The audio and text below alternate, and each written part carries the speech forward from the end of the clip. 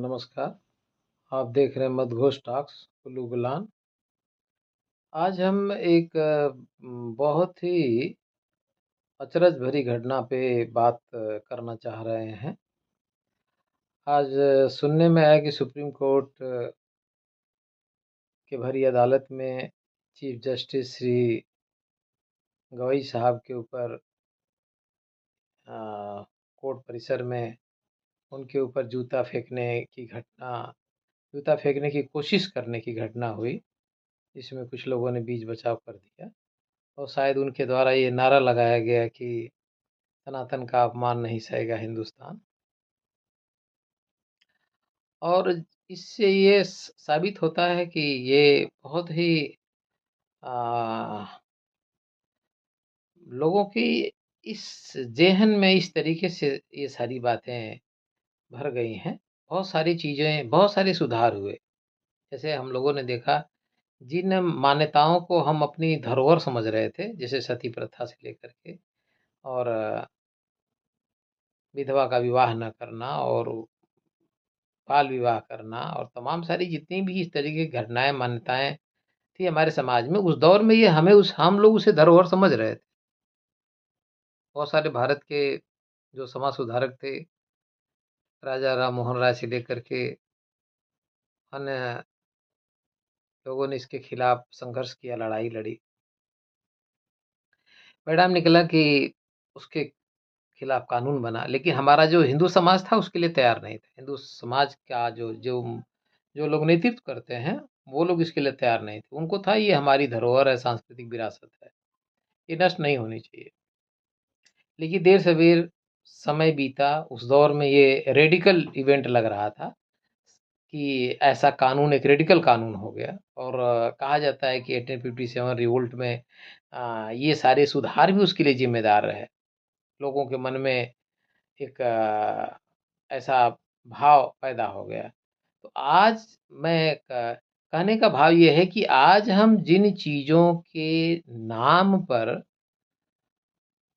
कह रहे हैं कि हमारा हमारा जो है भावनाएं आहत हो गई, ये बहुत आश्चर्यजनक बात है।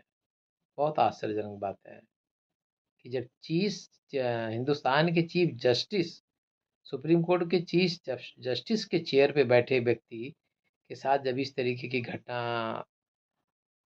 हो जाए। घटना हुई या नहीं हुई यह महत्वपूर्ण नहीं है, लेकिन किसी के भीतर मन में ये विचार आया कि नहीं, हम इस तरीके से इसका विरोध करेंगे, जूता निकालेंगे और मारने क्या। तो ये तो लगता नहीं है कि कहीं से भी किसी भी एंगल से बहुत क्षम्य अपराध है।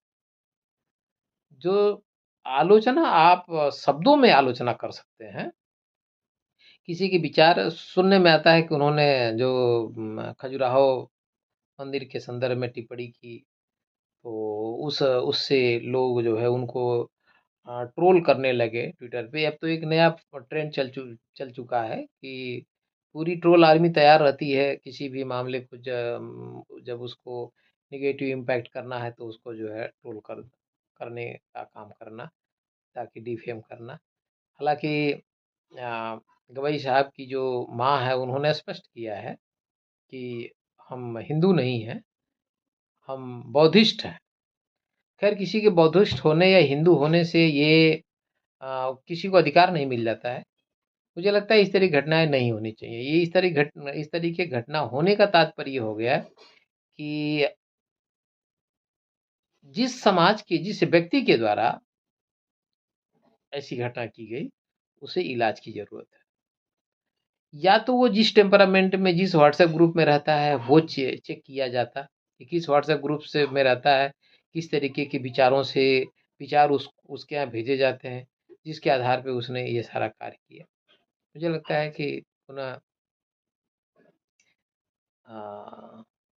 इस तरह की घटनाएं नहीं होनी चाहिए। जो देश के कुछ ही पद तो हैं जो कि सुप्रीम है, जैसे देश के राष्ट्रपति, जैसे देश के प्रधानमंत्री, जैसे कि चीफ जस्टिस ऑफ इंडिया।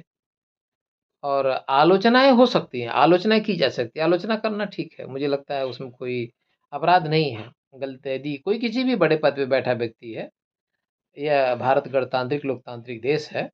यहाँ पे संवैधानिकता के आधार पे, संविधानवाद के आधार पे चीज़ें चल रही हैं, चलनी चाहिए। कितना चल पाती हैं ये तो डॉक्टर बी आर अम्बेडकर ने कहा था कि कितना भी अच्छा संविधान लिख दीजिए, उससे वो ज़्यादा महत्वपूर्ण नहीं है। महत्वपूर्ण ये है कि लोगों के हाथ में वो संविधान आता है। यदि अच्छे लोगों के हाथ में आया तो वही संविधान एक समानता, इक्विटी की बात करेगा। इक्वलिटी के साथ इक्विटी भी आएगी। और यदि वही अच्छे लोगों के हाथ में संविधान नहीं आएगा तो फिर उस संविधान को अपने तरीके से उसका इस्तेमाल भी कर सकते हैं। लेकिन फिर भी हम देखते हैं कि दुनिया में जहाँ पर भी विकास है, यूरोप से लेकर के अमेरिका, जापान से लेकर के, वहाँ पे कंपोजिट कल्चर को उन लोगों ने अपनाया। कंपोजिट कल्चर का मतलब ये है कि सभी धर्मों संस्कृतियों के लोग साथ साथ रहेंगे, क्योंकि ये किसी का ठेका नहीं है। किसी ने ठेका किसी जात धर्म का व्यक्ति ने नहीं ले रखा है कि वही दुनिया का सबसे बड़ा इंटेलिजेंट आदमी है। किसी भी समाज में इंटेलिजेंट इंटेलिजेंट है, यदि उसके सेवाओं का हम लाभ लेते हैं तो हम अच्छे समाज का निर्माण कर सकते हैं, बेहतर जीवन दे सकते हैं, बेहतर जीवन शैली विकसित हो सकती है। तो मैं इस घटना की पुरजोर निंदा करता हूँ। ऐसी होनी नहीं चाहिए। धन्यवाद आप सभी लोगों को। फिर